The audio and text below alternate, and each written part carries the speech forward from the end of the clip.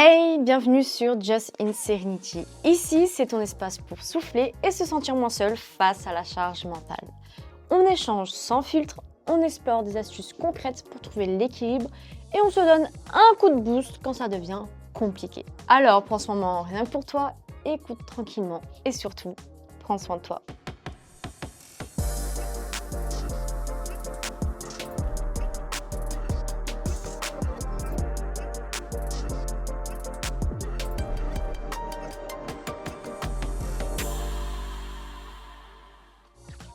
Avant de plonger dans les conseils, parlons de l'importance de cet équilibre.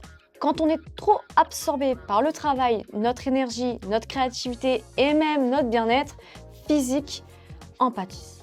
À long terme, ça peut mener au fameux burn-out, à une perte de motivation et même à des problèmes de santé. Un bon équilibre, en revanche, nous permet et te permet de mieux gérer ton énergie, de préserver tes relations et même d'être plus productif dans ton travail. C'est un cercle vertueux. En prenant soin de toi, tu te sens plus forte, plus fort pour gérer tes tâches professionnelles et tu peux vraiment profiter de ta vie. Pour trouver l'équilibre, il est crucial de comprendre d'où vient le déséquilibre. Dans notre quotidien, plusieurs facteurs peuvent créer ce déséquilibre et ce décalage. Les attentes élevées. Que ce soit de la part de nos employeurs ou de nous-mêmes, les exigences professionnelles peuvent nous pousser à en faire toujours plus. On a souvent cette impression qu'on doit prouver notre valeur en travaillant plus, en faisant des heures sup ou en se rendant toujours disponible. La pression de l'instantanéité. Avec les téléphones et les emails qui nous suivent partout, ça devient difficile de déconnecter vraiment. Résultat, on finit par répondre aux messages de travail le soir, pendant les week-ends et même parfois en vacances. Le manque aussi de limites claires. Beaucoup de gens n'établissent pas de frontières entre leur temps de travail et leur temps personnel, ce qui rend difficile de se déconnecter mentalement du boulot. Prendre conscience de ces sources, de ce déséquilibre, c'est la première étape pour reprendre le contrôle et faire les ajustements nécessaires. La première étape, entre guillemets, et la première stratégie pour retrouver cet équilibre, c'est de poser des limites claires. Ça signifie par exemple de définir des horaires de travail et de s'y tenir. Une fois que la journée est finie, on met de côté les dossiers, les mails et tout ce qui s'ensuit et on se concentre, tu te concentres à autre chose. Pour ma part, j'ai aussi appris à couper les notifications pro une fois que la journée est terminée. On avait souvent toute tendance à m'appeler en dehors des fois des heures de travail. Je rappelais le lendemain. C'était difficile au début parce que je voulais toujours répondre, pas perdre l'opportunité, le client, le prospect, mais non. À 22h, on ne répond pas à un client, quoi.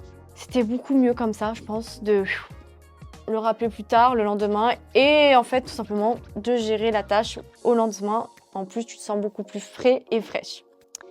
Trouver l'équilibre, ce n'est pas seulement réduire le temps de travail, c'est aussi organiser ses journées en fonction de ce qui est vraiment important pour soi. Ça signifie parfois dire non à certaines tâches ou projets pour libérer du temps pour des activités, tu vas le deviner, personnelles. Je te propose une technique simple, la règle des 3 priorités.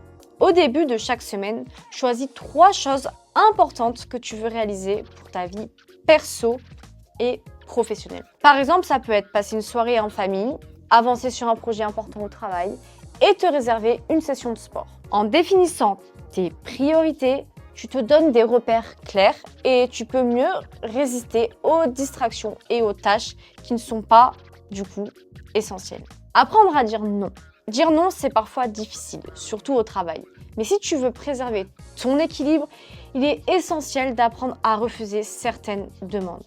Parfois, accepter toute sollicitation, c'est comme accepter d'abandonner un peu de ton bien-être. Cela ne signifie pas être égoïste ou démotivé, mais plutôt de se respecter et respecter ses besoins. Quand une demande se présente, demande-toi, est-ce que cela m'aidera à atteindre mes priorités cette semaine ? Est-ce que cela va vraiment apporter de la valeur à mon travail ? Si la réponse est non, il est peut-être plus sage de décliner poliment. Ça permet de ne pas s'épuiser et de se concentrer sur l'essentiel. Pour réussir aussi à couper avec le travail, il est utile d'instaurer des rituels de fin de journée. C'est par exemple, tu pourrais te fixer une routine en fin de journée comme ranger ton espace de travail, fermer ton ordinateur et faire une activité qui marque la transition comme aller faire une promenade, aller courir, fais ce que tu veux quoi, mais coupe. Ces petits rituels envoient déjà un signal à ton cerveau. La journée de travail est terminée et il est temps de passer à autre chose.